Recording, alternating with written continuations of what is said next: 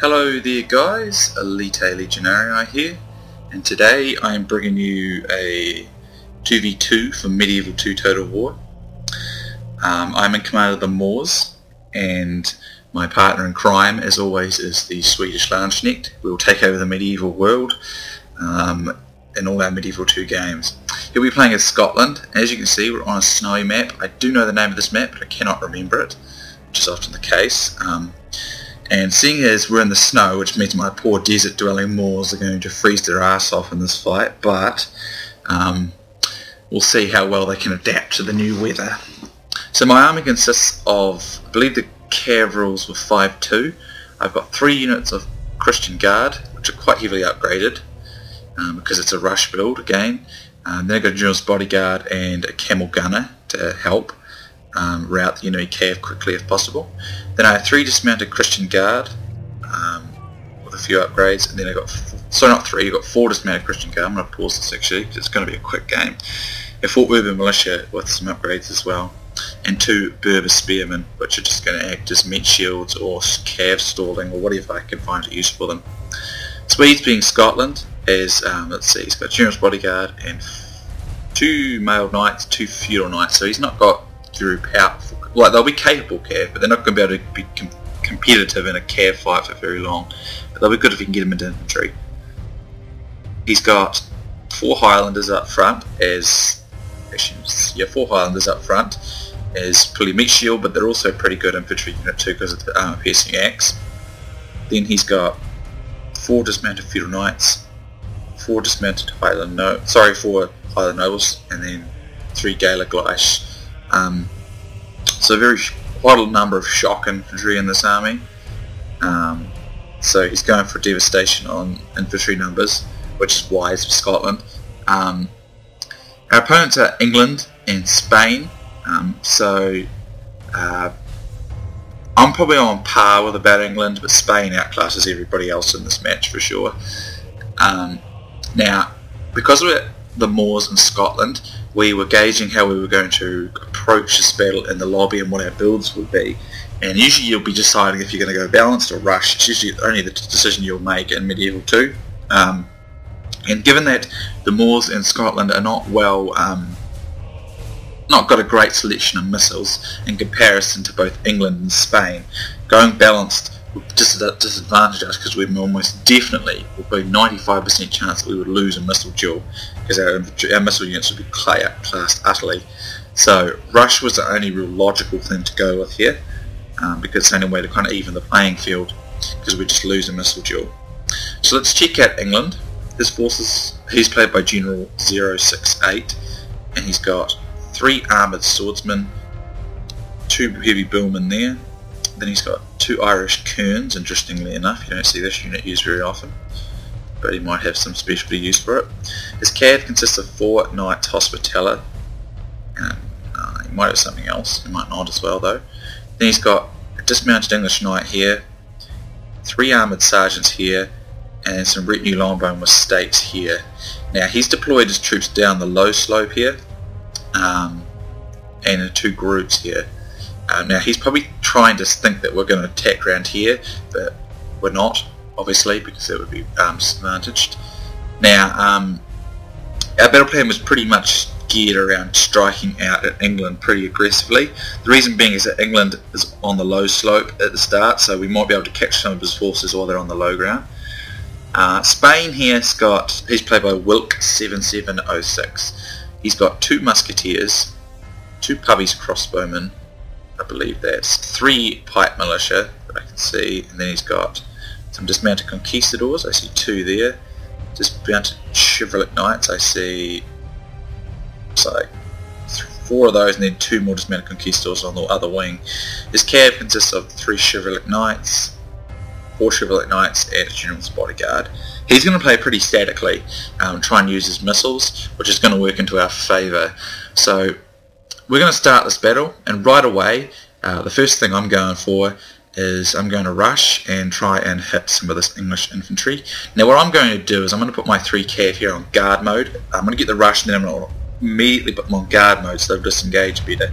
As you can see, I'm under a bit of missile fire here from various units from Spain, and I already lost 6 men to this unit of guys here. Swedes is going to rush his cav up as well, but as you can see I lost some more. This unit's been cut down to 28, 25, 26. It's got pretty trashed on the approach, but it's not going to be too critical. So at this stage you can see I'm going to come in.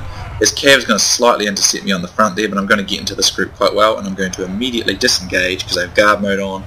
As you can see I do a ton of damage. I'm going to hit this unit here as well and put it down to, you go down to 19 in one hit. So I destroy pretty much all his heavy infantry on that charge there. Swede is going to be able to reinforce me with his knights here, and then in turn I'm going to be able to reinforce him again.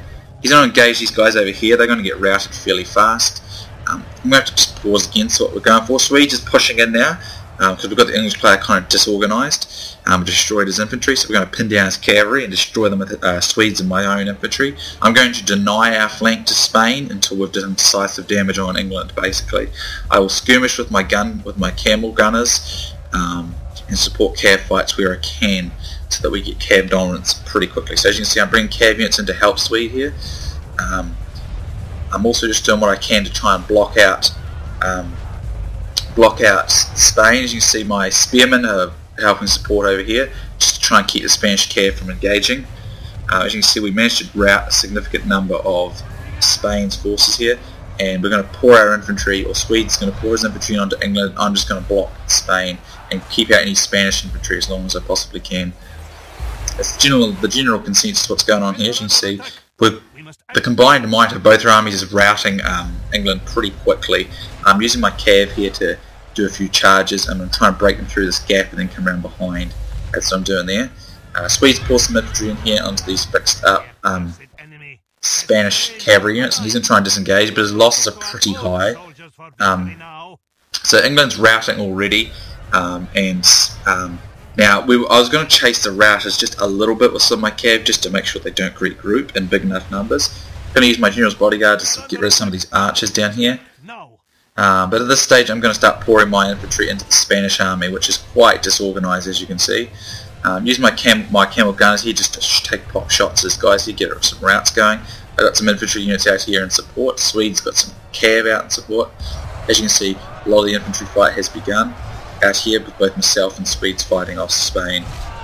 Now I'm going to use this time of more infantry around the flank and more cavalry around the flank, seeing as the English army, some of it will probably regroup, but the damage will be done. We need to get rid of Spain while it's isolated and can't be supported by that English armies in route.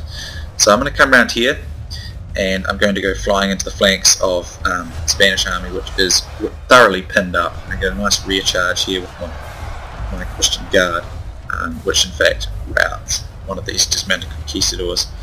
Now I see a lot of his missile units are exposed here. I'm going to push my infantry up onto them, and then I'll put my camel gunners through them as well. It should rout those pretty good. As you can see, myself and Swedes now starting to rout the Spanish infantry pretty effectively at this stage. We're just basically pouring a cav in and out all the time. As you can see, my camel guns are coming in over here. And ordinarily I wouldn't recommend using them in a melee fight, but these guys are already shaken from all the infantry near them and all the routes going on. As you can see, it helps rout them. Ordinarily I would recommend that though with camel gunners. Try and keep them at a distance for as long as you can. As you can see, a lot of the Spanish troops are now routing, and he admits defeat. Now unfortunately what happened is roughly around this point the English player in fact lagged out quite a bit in the game, and the only way to keep the game going was to actually kick him. Now we had already effectively defeated him, so it doesn't really count as a kick because some of his forces regrouped it. We had already beaten him, but that means that because it's the AI now controlling what's left of the English army, we have to chase all the individual units down, which was somewhat annoying because it meant the game went on longer than it really should have. But it's just one of those things that happens, I suppose. So some of Swede's Highland nobles actually rout here, probably run out of momentum with their shock and got tired and worn down by archery fire. But it doesn't really matter at this stage because we're just pouring our numbers in on what's left of them, and then I'm going to send infantry and Swede's going to send infantry. In fact, I'm just going to double speed this now because all it is picking off English routers. So as you can see, this is a good demonstration of combined striking power of cav. We heavily upgraded our cavalry because it's always important when you're going to go the rush, and we got cavalry dominance very quickly, and cavalry dominance almost always results in victory in Medieval 2, probably 85% of the time, unless you manage to stuff it up, which you usually shouldn't. I was going to say didn't then. Oh damn. And I'm just going to repeat my charges on some of these guys here. I'm going to catch these remaining retinue longbowmen, and I believe we're just picking off the last of the English units. I believe this could be them here, and just because we had to chase the AI down a bit. But this is a nice quick one, and I must say that my Moors actually moved quite well in the snow. They did quite a good migration to snowy lands considering their normal background. So I come out on top with 607 kills and 421 captures. That puts me all around just over 1,000. Swedes has got 345 and 371, so it's runs in the 700 region, 700 to 800 region for him. And then Wilk and General have just got 438 and 273.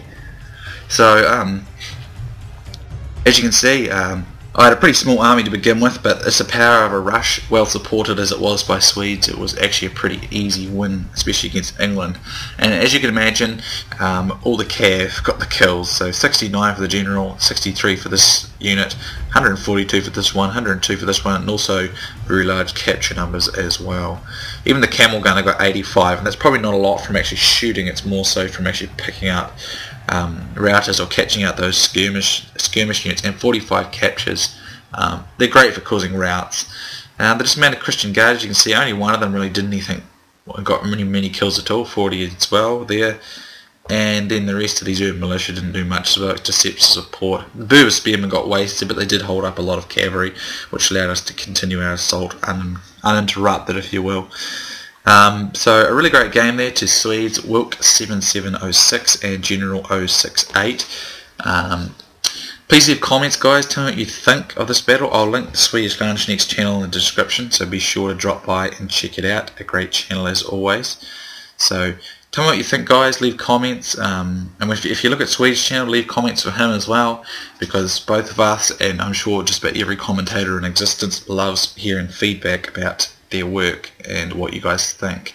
So thanks for watching, guys, hope you enjoyed it, and I'll see you soon next time.